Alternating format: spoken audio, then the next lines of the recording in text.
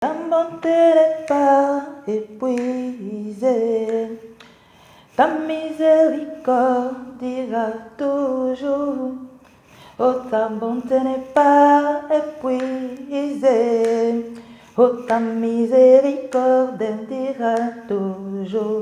Mon Père, ta bonté n'est pas épuisée, Yahweh, ta miséricorde dira toujours.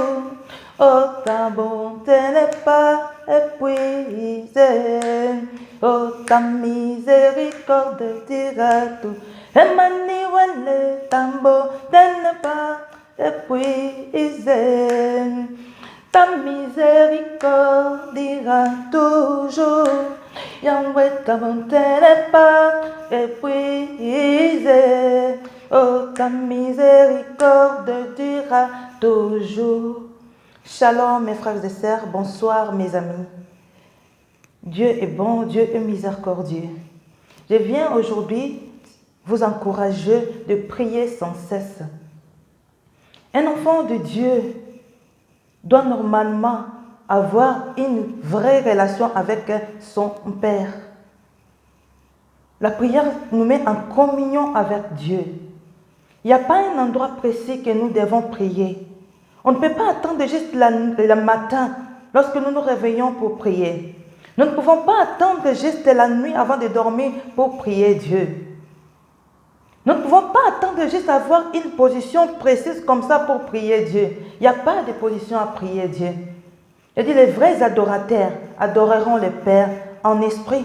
Par esprit, vous pouvez vous mettre debout. Vous pouvez vous mettre en train de travailler. Mais vous priez Dieu. Moi, je prie beaucoup au travail.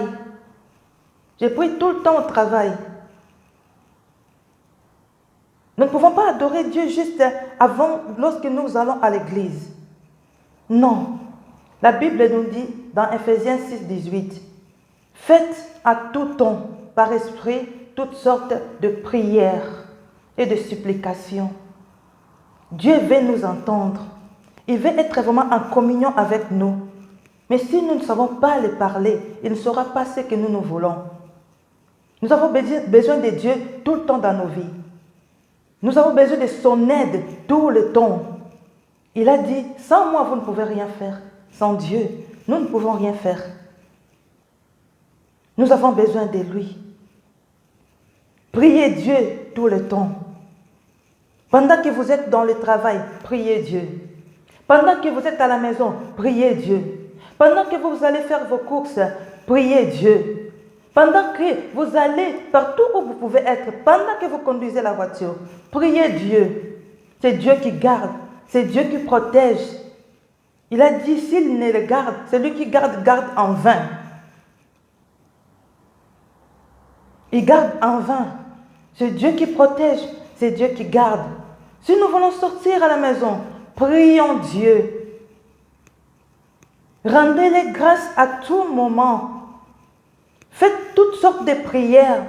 Vous avez des soucis. Transformez vos soucis à des prières de supplication. Ne perdez pas votre temps à penser. Transformez vos pensées par des prières. Dieu est le rémunérateur de tout ce qui le cherche. Il a dit dans Matthieu, tout ce que vous demanderez avec foi par la prière, vous les recevrez. La prière est une arme efficace. La prière nous approche de Dieu. La prière nous maintient dans la présence de Dieu. Ne nous lassons pas prier. Dieu nous aime.